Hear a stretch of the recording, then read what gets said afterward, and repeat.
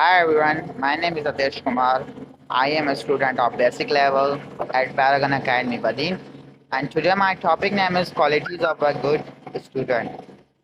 A good student is always regular and punctual and is sincere about this about study and he is obedient and careful and he wears pretty dresses and he always well dressed and a good student is always cooperative, supportive, and friendly for followers and friends.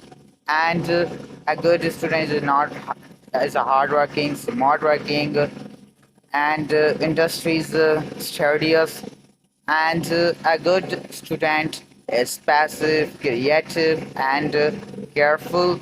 And a good student is a man of letters, man of words, and man of manners.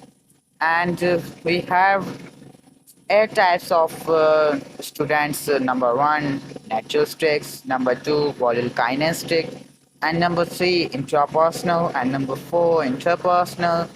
And number five is verbal. And number six is local mathematical. And number seven is visual. And number eight is musical. These types of students. Thanks.